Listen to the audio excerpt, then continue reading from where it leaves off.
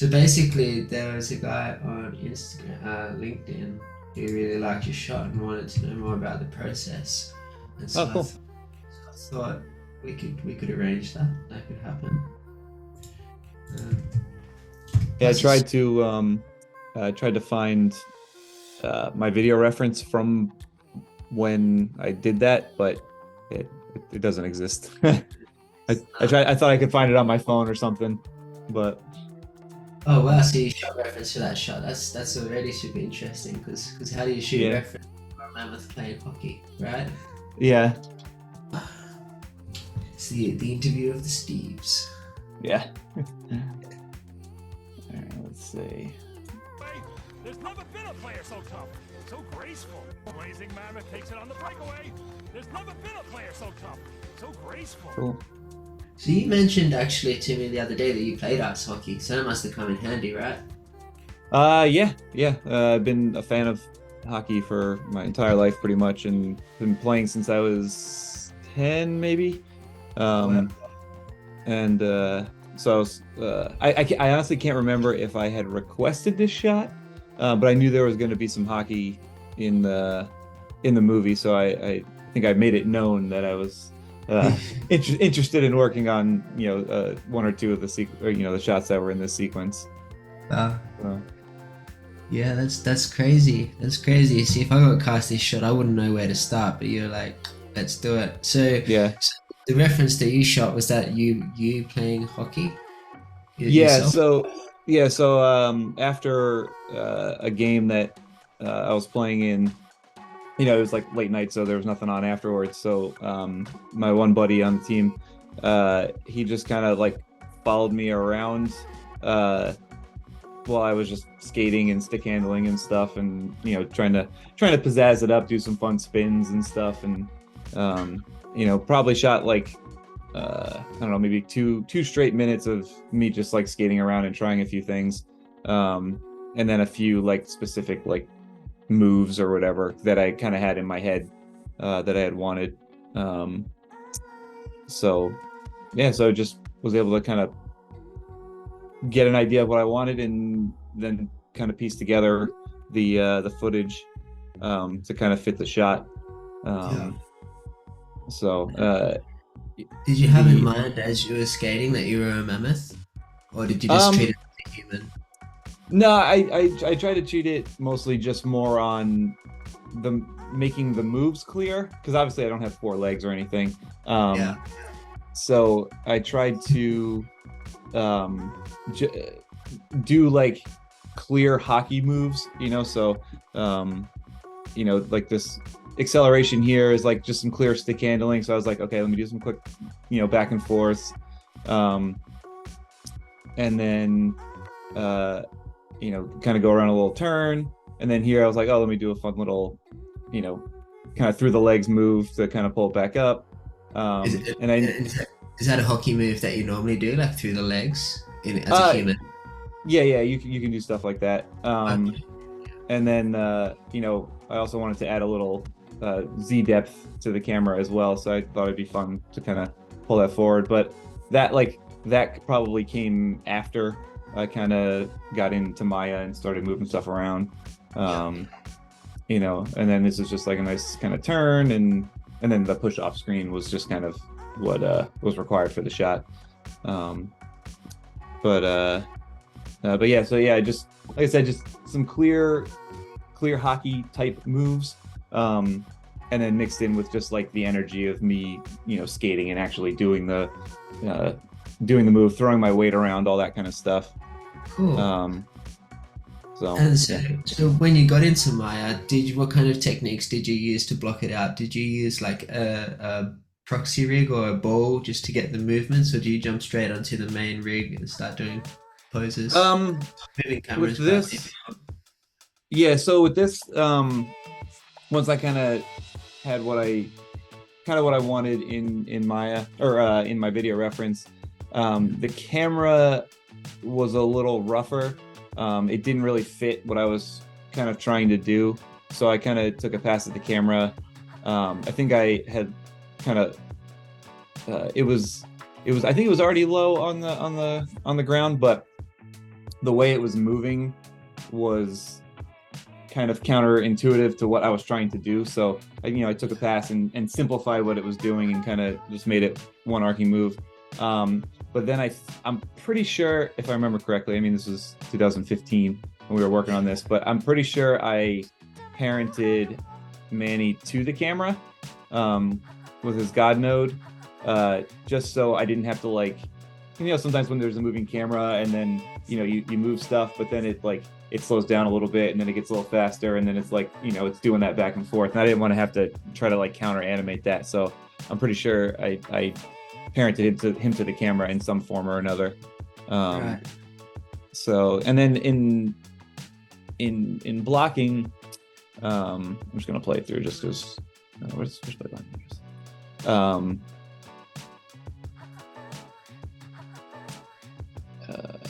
Yeah. So in the blocking, I knew I kind of wanted to have him kind of like bursting into the shot a little bit. So I have him make him, he starts a little further.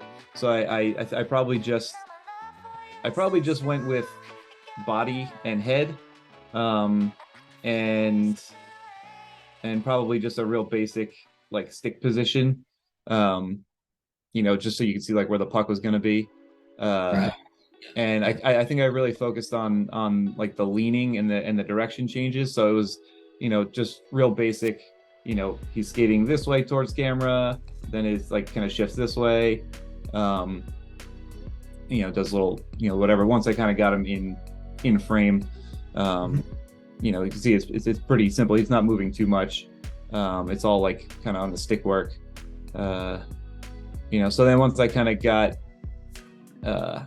with shots like this, I tend to be a little messier when I first start out, just because there's a lot going on. You got the legs, the limbs, the nose, even tracking the tusks and everything. So I kind of like rough in the bot. Sorry, I lost thing. I'll rough in the body, get the idea of the left and rights, and played with that for a while until I kind of got it flowing the way I wanted to.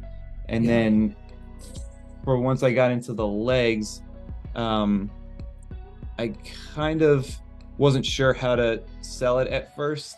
And then I got an idea from the Lord of the Rings behind the scenes.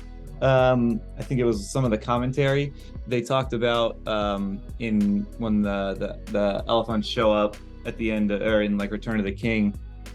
They were talking about how to put the audio in for that, and they were like, we decided to only put it on the front feet because if you put it on the back feet and the front feet, then you have like too much noise or whatever. And I thought that was really interesting, and that kind of stuck with me. So when I animated this, I just focused on the front feet because they'd be the ones you'd see the most. And I made them as clear as possible to make it look like, like a nice push off, and doing like some crossovers here, like a hockey player would. And then I just kind of, with that, luckily most of it's hidden, but I just kind of mimicked the back feet to match the front feet, and it just kind of read super clear instead of trying to like figure out how a mammoth actually would do it. You just kind of blend the two together so it works. And then you have, a few push-offs here and there. He does his like little, this move, obviously, like as a human, I don't have 4 legs, but when you do this move as a hockey player, you kind of do this with like, I don't have my Cintiq pen at the moment, but like this would be your knee into your hip in your butt joint here, and then this would be your back kind of thing, same thing here, and then your arms would just kind of like go between your leg, and then the stick would kind of come out on this side over here. So that's the front shape of him, that's me doing the move, and then you just kind of like trail the body behind it, and it worked out pretty pretty well for that. So that's super cool. And then the Z depth and what you said came later, so once you've got everything kind of working. So Do you find often that you just play with the shot once it's kind of working and see where you can improve that? Was that like, did that just come randomly as like an accident that worked and then you pushed that accident to a thing, or? No, I can't remember the layout itself. But they did have one moment in, I think it may have been the boards, where it was kind of, there was like one pose that was kind of close to the camera. It wasn't anything I was doing skating wise, but it was just like one of the angles that were drawn. But like once I kind of like, he was kind of coming from afar, and then like I thought it'd be cool to kind of get it in your face a little bit. And also, it was 2015, so 3D was still, I mean, I know 3D still exists, but it was still a little more popular. So they're, they always looked for ways to push that kind of stuff. But I thought it would be cool, like once you kind of get here and you're going inside, inside the move itself, I thought it'd be cool, and also less important to see what the body was doing and focus more on what the stick handling was doing at this point, because through the whole shot, you can see, okay, he's doing hockey moves, this and that. We get some, up close action here. And then when he does his little move and puts it through his legs, it's not as much about the body now. It's more you're kind of tracking the puck. So I thought it would, be a good way to kind of showcase that little bit, a little bit more like the, like you said, the stick work. And then, just a fun kind of, dynamic shot here, or pose, if you will. It's not even that much of a dynamic pose, but it's just how it's staged. It ends up being, pretty cool. And you get like, you see him, doing the stick work on the puck, and and it's, it gets the lean, and then when it's in 3D, this has a really nice, depth of field Sure. So Yeah, it is interesting how you said how we start watching the puck, because you totally do guide our eye down to the puck for that section. If we're looking exactly where we need to be looking, and is that intentional? Do you know what I mean? Is it because of that anticipation or something, or we're just tracking it? I'm not sure. Did you do that? Any tricks to guide the eye? In terms of that, I would say it's a little bit of both, because like I obviously wanted to showcase the moves and everything, so it was a lot of playing around with like, okay, how am I gonna do this move and have it still read, and I found that like the closer we got to the move, it was easier to read and more fun to read. Right. Because if you do the same move but you're back here, it doesn't look as cool. You know what I mean? Absolutely. Yeah. So, and then as you get him in your face, he's supposed to be pretty good at playing.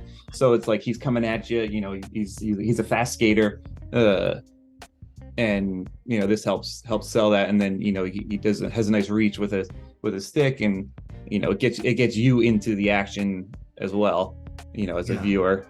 And then also being as close as this it became easier to track the puck, because again, if you're tracking the puck further back here and he's doing that, like the puck starts getting really small, and you may lose it a little bit, like in his feet, because he has 4 feet, so it was just a matter of like you open up the legs here, you can still see the puck. It's only gone for I think 2 frames yet, and then this window here opens up to help silhouette the puck again, and then it stays in there the whole time and kind of comes through. It really, like if you track it on frame, it moves like basically here to here. I don't know where the original was, like you say. Yeah. No, that makes heaps of sense, because if something's moving too much, it's hard to track, but that goes really still. Yeah. That's cool. You focus on that there, and then as you watch Manny, he actually does most of the movement all the way around, in here, and then takes off at the end. Yeah, that's super cool. So what was there any like standout challenges that you had? And did this shot, there's probably a few questions in one, but did this shot, obviously the shot's never the first, the final is never the same as the first blocking class, and it's just super lucky. And what kind of notes did you get from the director to get it like here? So the challenges, any tricky bits that got you like stuck, the progression and the kind of notes. Yeah, I think at first was figuring out that parenting him to the camera was going to be the easiest route. I think I probably spent a little bit of time trying to just do it first. And I think also finding the relationship between him and the camera took a little while. I think I probably took a few passes at that. You know, they were probably kind of moving at the same time together. You know, get a rough pass in, then tweak the camera, and then tweak the pass, and then tweak the camera. So, you know, I probably did that a few times. And then I don't think, if I remember correctly, I don't think the puck itself was actually parented to the camera. I may have left that.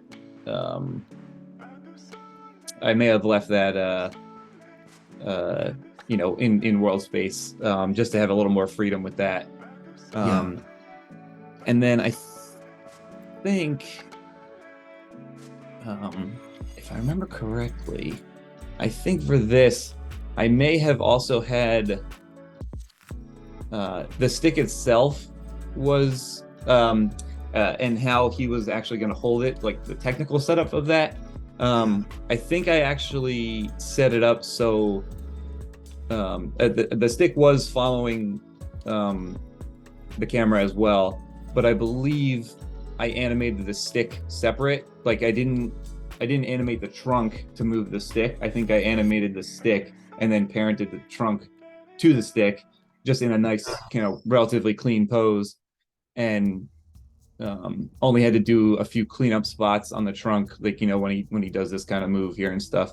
But like was able to, I think it was an IK trunk at this point, and you know, I found it easier to animate the stick than trying to have it go down the chain, you know. Yeah. Oh, So, that's really interesting. Cool. yeah, and then notes and stuff. I didn't really get any notes on, you know, like what he was doing. The biggest thing was mostly keep up the energy or push the energy, and then just make sure that it was clear. You know, whatever they were like, whatever moves you do, make them clear. So that was kind of like my two things going forward. So just as it went, I think it was just mostly like little things like that. I remember getting like some notes on the end of the shot here. I don't remember what I had originally for the end of it, but they were like, they wanted a push off. So because I think it bled into the next shot.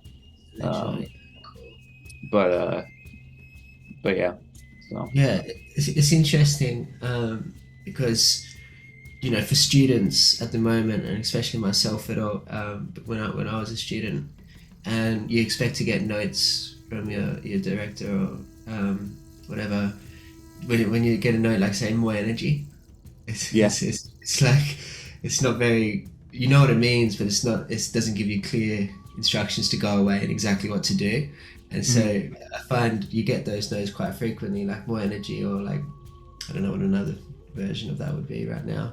But yeah, so that's something the viewers should, I think, is a good takeaway, is that when you're working in the industry, you get notes like that is not like move the arm more here or add some overlap there. It's just like, it needs more energy, and it's up to the animator to know how to interpret that into the shot.